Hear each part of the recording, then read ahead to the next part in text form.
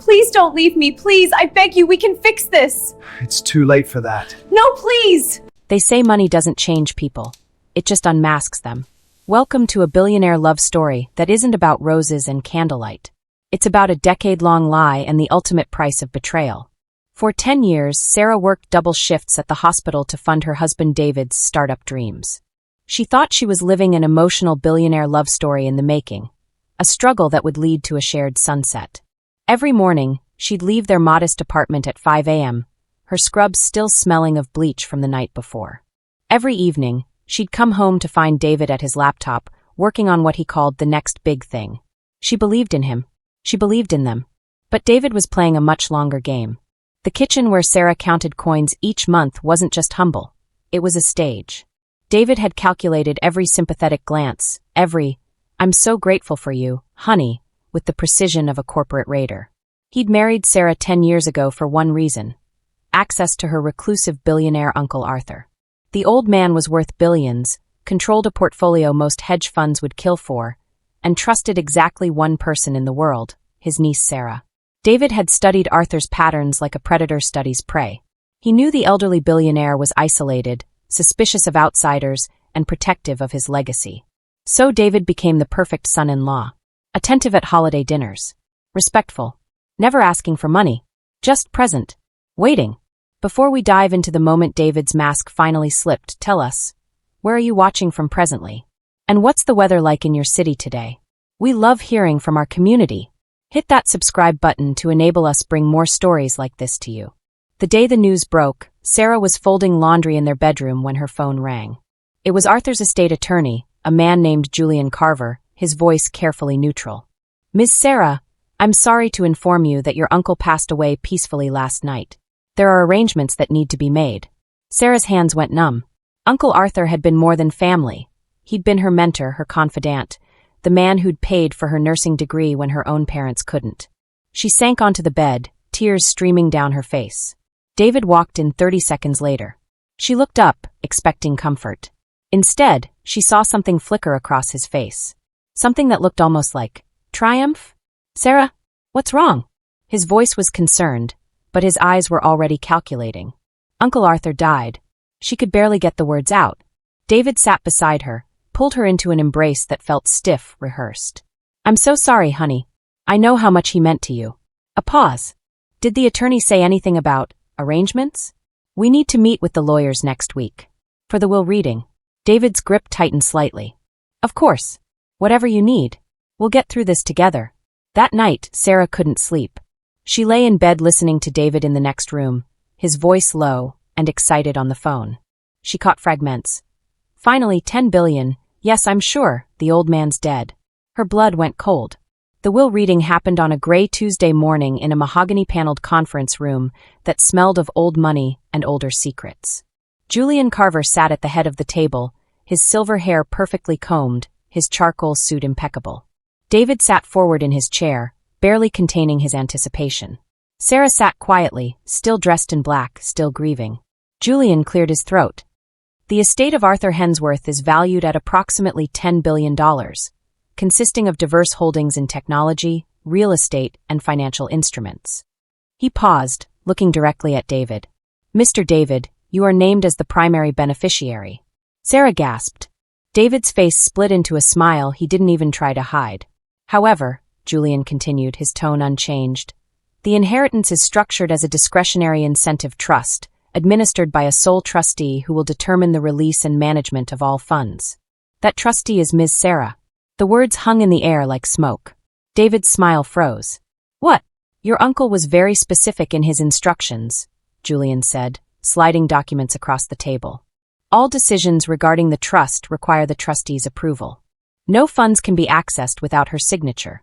David's face went through a remarkable transformation, from shock to confusion to barely suppressed rage. But he caught himself, turned to Sarah with a smile that didn't reach his eyes. "Well, that's wonderful, honey. We'll manage it together, of course. As a team." Sarah looked at him for a long moment. "Of course," she said quietly. That night, David didn't come home.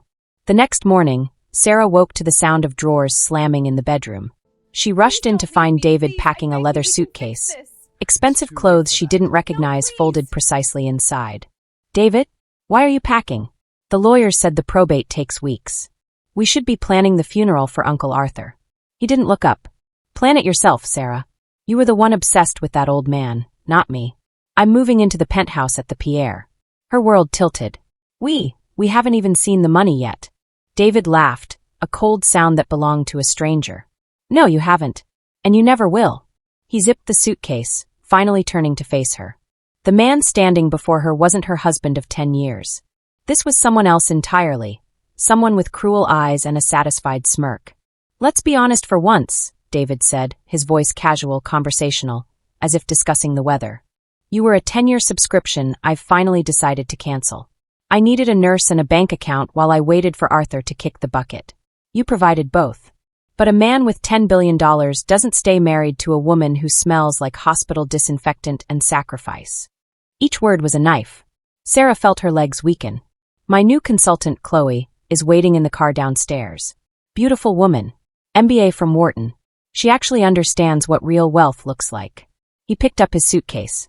Sign the papers, Sarah. My lawyer will send them over. It's over. The door closed. The apartment fell silent except for the sound of Sarah's ragged breathing. She stood there for what felt like hours, frozen in the ruins of her marriage. She wasn't just losing her husband. She was realizing her entire life had been a transaction.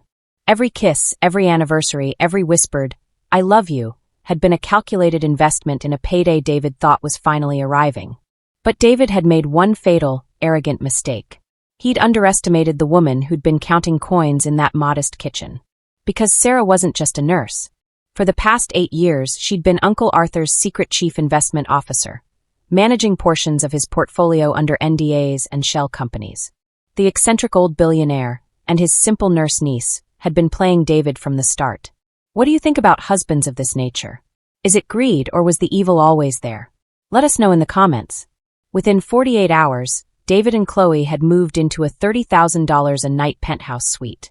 The woman who stepped out of the elevator on David's arm was everything Sarah wasn't. 6 feet tall in heels, platinum blonde hair that cost more to maintain than most people's mortgage, and the predatory confidence of a woman who'd built a career separating wealthy men from their fortunes. Chloe Martinelli wasn't just a mistress. She was a professional.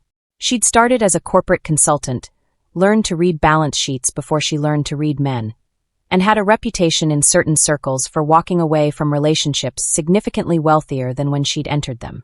"Darling," she purred, running a manicured finger down the penthouse window, "we should start thinking bigger. A $10 billion man doesn't live in hotels." David, still high on his perceived victory, nodded. "What did you have in mind?" "There's an estate in the Hamptons. 40 acres, ocean views, 12 bedrooms. The owner's motivated, only $120 million. She turned to him, her eyes calculating. "And we should get a jet. Commercial is so, beneath us now. That's over $180 million before we even have the money transferred." Chloe smiled. "That's what credit is for, darling. You have a notice of inheritance. Any bank will extend you a line based on that. In fact, I know a private lender who specializes in these situations."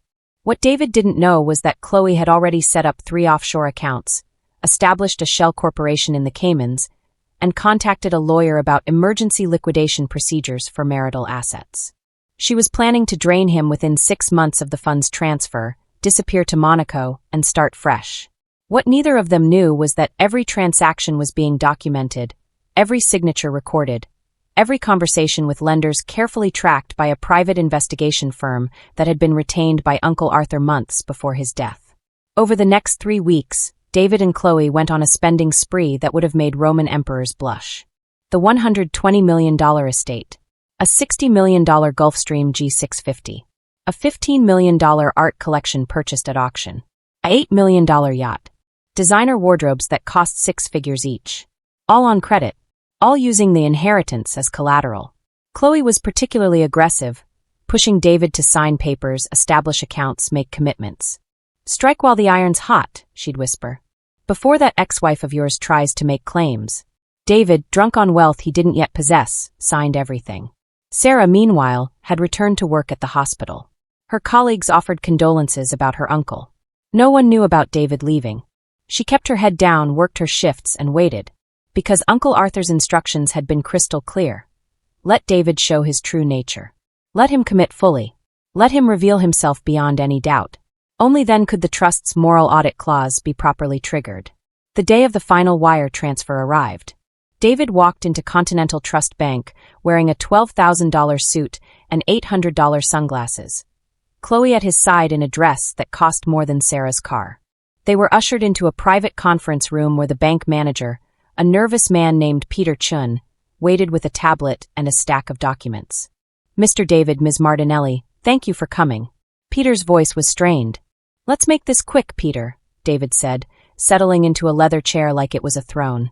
I have a flight to Ibiza in 3 hours. Just move the $10 billion to the Cayman accounts we established, and we'll be out of your hair. Peter's face went pale. I can't do that, Mr. David. The room temperature dropped 10 degrees. Excuse me? David's voice was dangerously quiet. The funds are held in an incentive trust structure. They can only be released upon the approval of the sole trustee. And the trustee has just submitted this. Peter slid the tablet across the table. David grabbed it. His face went from confident to confused to horrified in 3 seconds flat. The screen showed photos, dozens of them. David and Chloe at restaurants. David signing the divorce papers while Chloe waited in his car. David and Chloe with real estate agents, yacht dealers, art brokers. Every meeting, every transaction, every cruel word documented with timestamps and location data. What is this? Who took these? The private investigator my Uncle Arthur hired a year ago, David. The voice came from behind them. David spun around to see Sarah standing in the doorway, wearing a perfectly tailored navy suit he'd never seen before. Beside her stood Julian Carver, the estate attorney, his expression professionally neutral, but his eyes hard. Sarah walked in slowly, each step deliberate. She looked different, not broken, not desperate, but absolutely in control. Arthur knew what you were, David. He spent his final year documenting your every move, every business meeting, with Chloe, every moment you thought no one was watching. She placed her own tablet on the table. The $10 billion inheritance was never a gift. It was a test. A moral audit to see what you'd do the moment you thought you didn't need me anymore. David's mouth opened and closed like a fish drowning in air. Julian stepped forward. The trust documents are quite clear, Mr. David. All funds are contingent upon the beneficiary maintaining good moral character, as determined by the trustee.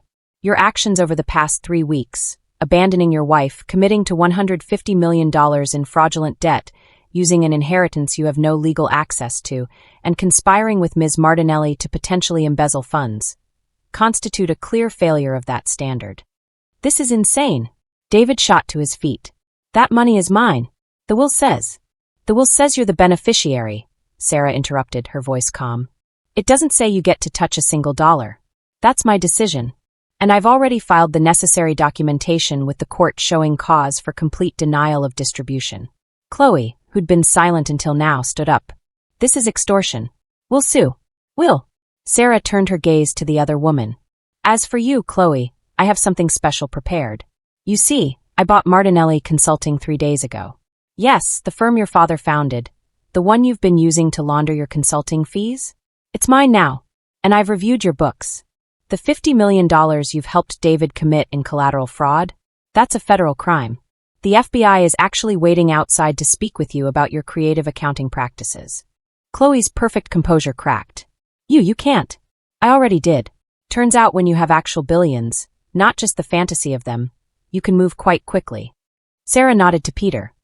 Mr. Chun, please call security. The next 10 minutes were chaos. Chloe screaming threats while being escorted out by federal agents. David trying to argue, to plead, to threaten legal action, his voice rising to a shout before breaking into something that sounded almost like tears. Julian's hand moved to Sarah's elbow, protective, supportive. Miss Sarah, we should go. The press has gotten wind of the arrests. Sarah let him guide her out, leaving David alone in the conference room with the wreckage of his greed. 6 months later, David was living in a motel on the outskirts of Newark, hiding from debt collectors and lawyers representing every vendor and lender he'd defrauded. The penthouse was gone. The estate was in foreclosure.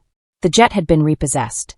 Even the expensive suits had been seized to pay partial judgments. He'd heard through the legal grapevine that Sarah had established a foundation in Uncle Arthur's name, using the trust's income to fund nursing scholarships and medical research. He'd heard she was being profiled in financial magazines as one of the most innovative philanthropists of her generation. And he'd heard she wasn't alone anymore. On a cold evening in late autumn, David did something desperate. He took a bus to Uncle Arthur's old estate, a sprawling property in Connecticut that Sarah had converted into the foundation's headquarters.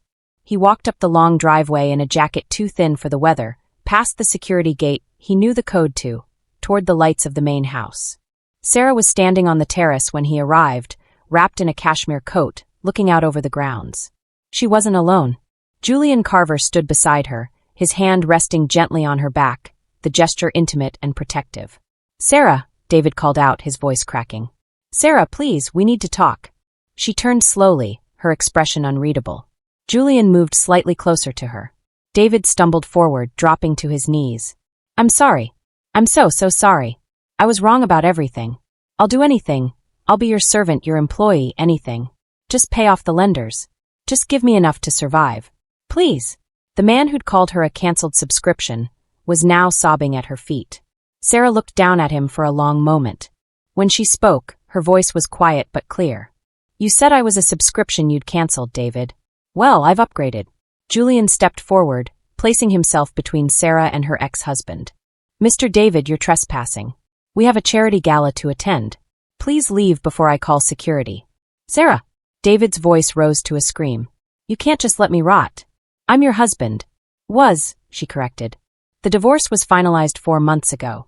You signed the papers yourself, remember? You were so eager to be free. I made a mistake.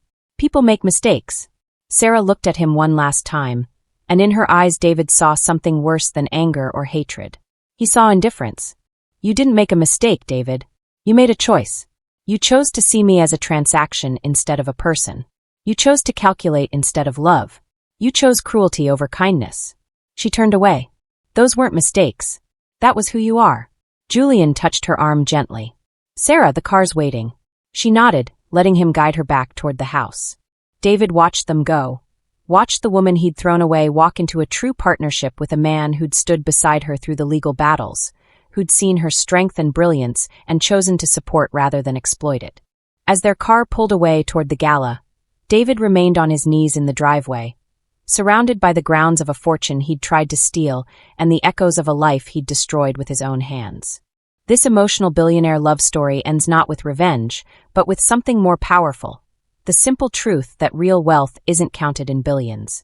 It's measured in respect, in integrity, in the choice to see another human being's worth beyond what they can provide you. Sarah didn't just get the money. She got the life David was never worthy of. And David got exactly what he'd invested in others. Nothing but calculated cruelty returned in kind. Have you ever had a moment of redemption that changed your life? Share your story below. Don't forget to like and subscribe for more billionaire love story narrations that prove karma always collects its debts.